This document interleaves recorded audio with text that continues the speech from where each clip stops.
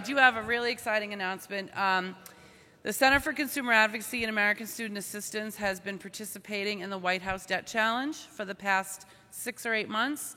The purpose of the White House Debt Challenge was to increase the communications to consumers about the availability of the income-driven repayment plans.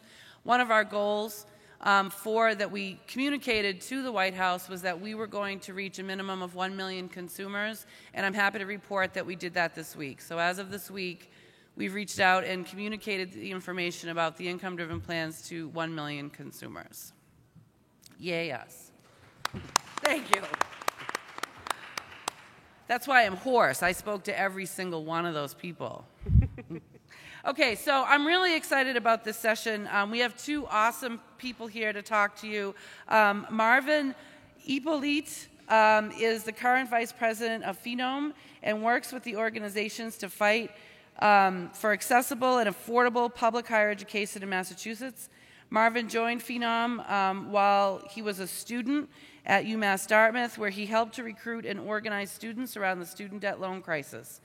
While at UMass Dartmouth, Marvin was elected as the student government president and continued to fight to empower students in that role. He is currently an immigration and housing caseworker for Congressman Seth Moulton in the 6th District of Massachusetts. Thanks for being here, Marvin. We also have Zach Beers is a Phenom board member and a 2015 graduate of the University of Massachusetts at Amherst with degrees in political science and economics. Since graduating, he has served as an economist for the Bureau of Labor Statistics in Washington and the Digital Communications Director for AFSCME Council 93 in Boston. He is a staunch advocate for public higher education, having led a campaign against tuition and fee hikes at UMass in 2015, and published articles in Commonwealth Magazine, WGBH's On-Campus Vertical, the Springfield Republican, and the Daily Hampshire Gazette. Please welcome Marvin and Zach.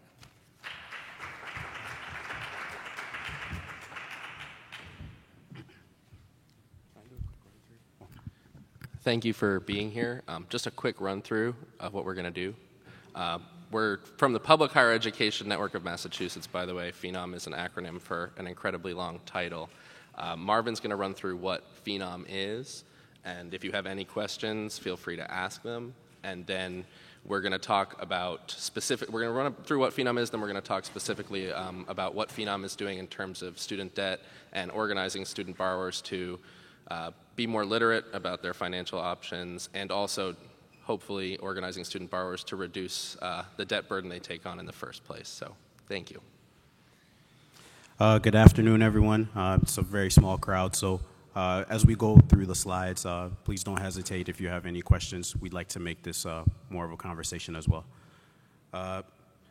So again, my name is Marvin, and I'm with Phenom. We have our president, Kimberly and Natalie. They're not here, but we were supposed to have pictures of the next, but they didn't show up, unfortunately. So Natalie Higgins is our executive director. She was first in her family to attend and graduate from college, earning her BA from UMass Amherst and her JD from Northeastern University School of Law. Natalie started organizing as a sexual violence prevention counselor and educator in Amherst and Worcester before joining Phenom in 2014. And Kimberly is our current president of Phenom and works as the organization to fight for accessible and affordable public higher education in Massachusetts. She has been involved in Phenom since 2010, and where she was elected as a board member while attending Framingham State University and graduated with a degree in psychology that same year. Kimberly also serves as the housing search coordinator for the Women's Lunch Place, which is a daytime drop-in center for homeless and low-income women in Boston. In this role, she facilitates the placement of retention and affordable permanent housing for its guests. So you can see a theme here with our board is people who our students themselves have been borrowers and are currently involved in helping to make the organization run. So we're going to go through what Phenom is, what our campus chapter models look like, and we can talk a little bit about our campaigns after when Zach gets up. So some of our successes, Phenom was founded in 2007, and in the next year, we won an increase in mass grants. After that, we signed a letter, a complaint to President Obama, and gained $50 million for higher education from the stimulus funds. 2010, we organized and led a 6-day walk across the state for higher education. This was how I first learned about Phenom. I actually got into college in 2010 myself and thought that was amazing. In 2011, we helped launch Public Higher Education Legislative Caucus. In 2012, we organized our first Unified Advocacy Day, and what that looks like, we do this usually every spring. We organize all the universities, the state universities and state colleges in Massachusetts, and we get them to the State House, and we help them, or we encourage them to advocate for free public higher ed or certain bills around the public higher education crisis. So in 2013, we helped to win student free freezes. This was especially important for UMass. I was a student at UMass Dartmouth myself, and we were really just getting involved and into the weeds of things. 2015, we hosted an affordability forum with Congressman Jim McGovern and united more than 50 advocates across the 15 campuses for an access conference. And in 2016, we launched our 3-year campaign. So what is a campus chapter, right? A Phenom campus chapter is a group of students, staff, faculty who come together in support of Phenom's principles and understanding that one of the best way to improve conditions for those who study and work on the campus is to strengthen our whole system of public higher education, and that we are stronger when students, staff, and faculty work together on issues of common concern. So ideally, again, we said major student, staff, and faculty organizations will be deeply involved with the campus chapter, but it's not always the case. We hope chapters will sort of focus on their own issues and organize on campus as well. So again, we have an overall mission, but we also encourage, once the chapters are set up, we also encourage the separate chapters to organize on local issues as well and issues that are pertinent to the campuses. So how does a campus chapter function? The only requirements for a chapter are that it involves a variety of constituents, so that staff, students, faculty, and that they're represented in the group in some way. We ask that they appoint a liaison that keeps in touch with the executive director and makes an effort to have at least some members attend a quarterly statewide Phenom meeting. So it's expected to participate in major Phenom campaigns, but again, we just want to reiterate that the campuses have autonomy. I mean, the chapters have autonomy as well, and they can take on whatever issues that they choose to. This right here is an example of what some organizing looks like. At UMass Dartmouth, for example, 200 students turned out for a screening of Ivory Tower. Usually what happens is when we start to organize on campuses, we want to raise awareness. We want people to come in and really understand what's going on. A lot of times, the students just don't have the information needed to get organized. So films and screenings like Ivory Tower are incredibly beneficial, and I think are incredibly powerful recruiting tools because they're true, and they really show that you're not alone in this. And actually, that's one of the ways that I was motivated to join Phenom as well.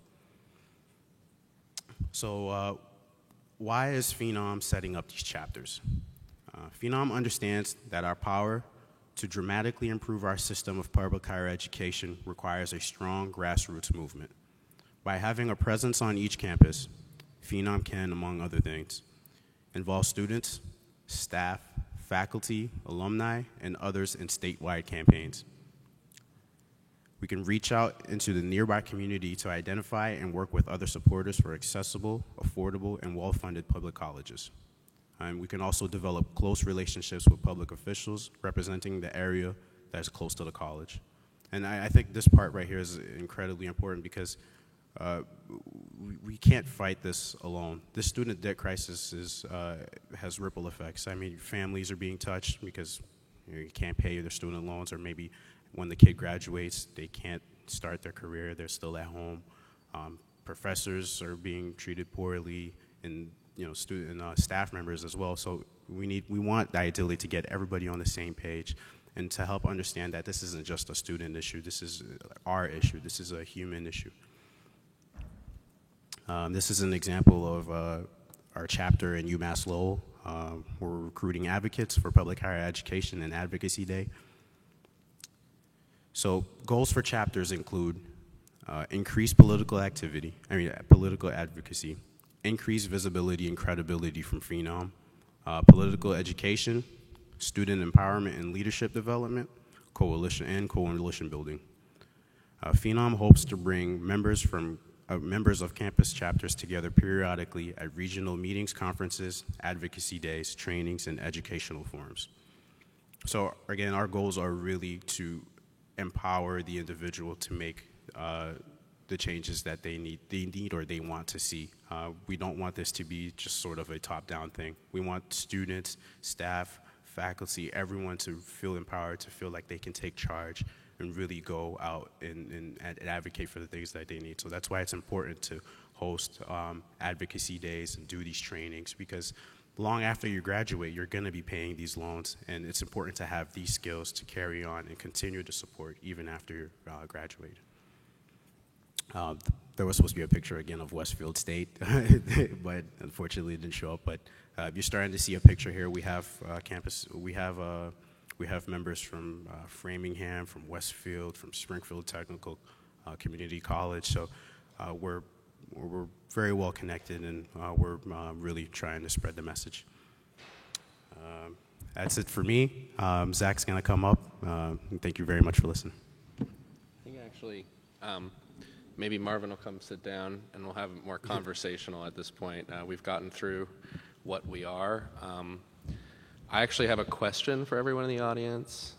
How many of you went to a public college in Massachusetts at some point in your career? Anyone in the room? We got a half. I took a course at UMass Amherst while I was at Amherst College. Okay, cool. I took a class at Amherst College when I was at UMass Amherst, so I think I got the better end of that deal. But again, so we've talked about what Phenom is. I think what we also have to talk about is why Phenom exists. In Massachusetts, since 2001, Massachusetts has actually cut per capita state funding for public colleges by 31%. We've had an increase of almost 100,000 enrollment, in addition to flat or declining state appropriations for public colleges. And what that's doing is feeding and fueling the student debt crisis, where the average person who is going to a public university is, at least UMass Amherst, I think some of the universities is lower. At UMass Amherst, the average student leaves with $30,000 in debt, and most of the people, at least I know, most of my friends at UMass Amherst decided to go to UMass Amherst because they couldn't afford to go somewhere else. My next closest option was BU, where I got $15,000 grant, and it would have been about $40,000 a year for me to go to BU versus $25,000 for me to go to UMass Amherst. So we exist because we understand that higher education does help you get a higher salary in the future, and that some people can consider it a private investment in their future. And we think that's fine if you're going to go to a private school. You're going into it completely clear. You're making a clear choice. I'm going to pay more because I think the brand is valuable. I think that we're going to get something out of it. But what's happened over the past 15 to 20 years is that there's no alternative now. If you want to go to college at an affordable rate, it doesn't really necessarily exist. I was a high-achieving public school student. My parents are not in a high-income bracket, so I qualified for significant financial aid and got several scholarships, and I still left with the average $28,000 in student debt from UMass Amherst. So I got involved in Phenom because I knew if it was a problem for me, then it's probably going to be a problem for 95% of the students who are attending these schools. So what we focus on is organizing students around that goal and trying to get students to mobilize and to create their own ways to mobilize around, we would like to have lower tuition and fees at public universities. And I think that's our main goal as an organization. In terms of what this conference is about and the Student Debt Summit and how can we have student borrowers mobilizing around their own debt, we do a lot of work there too. One of our main goals is to pass a Student Borrowers Bill of Rights in Massachusetts.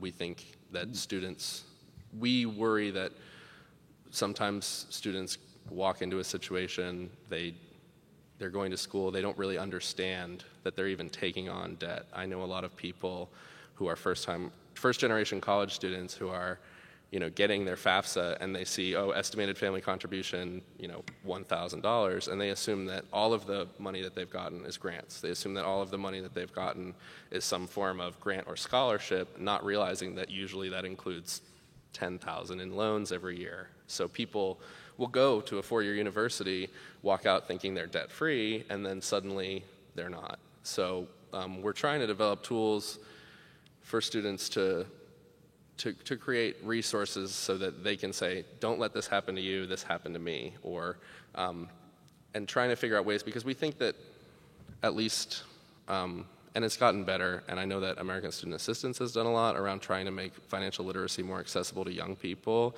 and the Federal Student Aid website has gotten a lot better since I first applied 6 years ago, but a lot of people go on there, they run through, they put in what they need to do because they just want to go to school.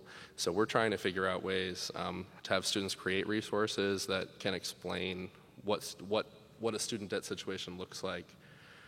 So that's one of our main ways that we're trying to organize people to specifically address their debt. But I think as an organization, we really feel that the problem is not so much that there is obviously a problem where students don't know what they're borrowing and they don't know how to repay it. But we think the biggest problem is that even students who are going to two-year community colleges or non-flagship state schools, like not UMass Amherst, but Framingham State or Bridgewater State or Fitchburg State, they're still leaving with $20,000, $25,000 in debt. And that means that if you want to get a higher education in this country, you have to put yourself in debt. And our goal, and the goal of our entire organization, is to make it possible for students to go to college without getting into debt in the first place. So that's how we would like to solve the problem of student borrowing, is to reduce student borrowing at the front end rather than have to have crisis management situations with people who are suddenly, they graduated in May and it's October and they got a note from their student loan servicer saying, well, it's $400 a month from here on out, and they had no idea. And we think that there's definitely ways that financial literacy can help, but we don't think that even if we had universal financial literacy, there would still be people who ended up in a situation where they didn't know what they were borrowing, and even if they did know what they were borrowing, they still have to pay it back. So I was curious what your personal or other members of Phenom's experience has been, an opinion of entrance and exit counseling that schools do as a part of the federal loan program, whether you think it does a good job of informing student borrowers of their loan obligations, and whether you think it's geared towards financial literacy or more towards how to complete the process to get your tuition assistance. In terms of, I can speak to my personal experience. I think that the exit counseling that was mandated for me was not, I already had a pretty good understanding of what my debt obligations were going to be, so I'm not a great example, but it was ineffective for me, and I already knew what I was doing. So I think there's a lot of people where the exit counseling programs that exist today are not reaching them at all. I think a lot of people, since it's generally, at least in my experience, an online experience, they go through, they check, good to go, and then it's not a holistic experience. You're not actually getting into the nitty-gritty of what did I borrow, why did I borrow it, who am I paying, and it is a complicated process. I don't think it's effective. Unfortunately, I didn't have any access to that, and that actually ended up hurting me a bit. When I graduated, I filled out all my paperwork. I was able to cross the stage, but I received a letter after saying that I had not, in fact, graduated and that there was an issue with my credits. So when we talk about access, when we talk about exit interviews, I think we need to do a better job, especially for someone like me. I mean, I'm a young kid from the inner city. I filled out my FAFSA all on my own. Nobody else was helping me at that time. I messed it up a couple of times. And when we talk about access, that's they have effects long after the person graduates. So one of Phenom's, we feel that both the federal government and the state government, they are trying, but there are huge holes that are not being filled in terms of creating easily accessible, centralized resources for people to understand, well, really several things. We're working to build one just so that people in Massachusetts can go to our website and find out what colleges are public and what colleges are private. There's 29 public colleges in Massachusetts, and I'd say probably an equivalent amount, if not much greater number of private universities in Massachusetts. People will go to Mass Bay Community College and think it's a private school. People will go to Quincy College and think it's a public school. So we are working on actually building services designed by students because we feel like students and families have the best understanding of what they're not getting. So we're working to build private resources to, A, inform people what the public options are in Massachusetts, and then also have, and this is where it becomes harder because there's so many different options and everyone has an individual case here, working to build financial literacy, easily accessible financial literacy tools that are built into also families and prospective students searching for college in the first place. So say, you know, you put in your zip code, you find out who's near you, and it's Mass Bay Community College, and you get the location, the fact that it's a public school, and you get what is the average cost, what is the average student debt load, basically almost a quick guide to what is it going to be like if you choose to go to a specific public university in Massachusetts. And we think that those kind of tools can be best created by students and recent alumni who have been really involved in the process and for whom this process is a major life issue in their current day-to-day lives. So that's one tool we want to build. We also are trying to work on, I don't know if anyone was in the other room for the last session, but I kind of plugged this session saying we're going to talk about legislative priorities.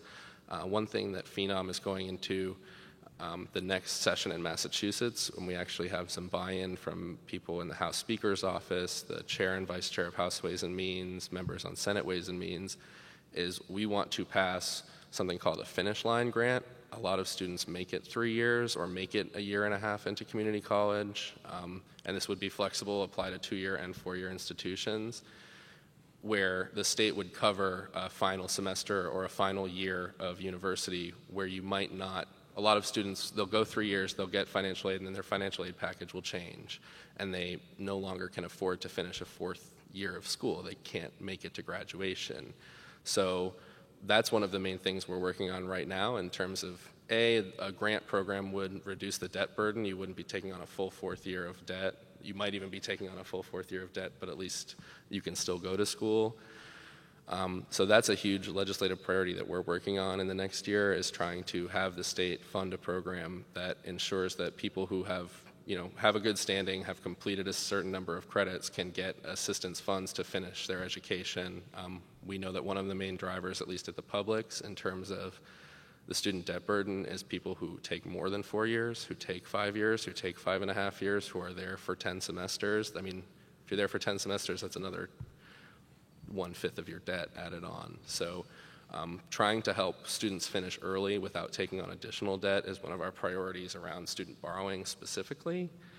But organizationally, again, and I'm going to kind of finish everything I say with this, organizationally we would like to reduce the cost of public higher education on the front end to the point where you always hear, at least in my parents' friends, I went to UMass for $500 a semester, and I cry a little bit when I hear that, because I went for $25,000 a year for $12,000 a semester.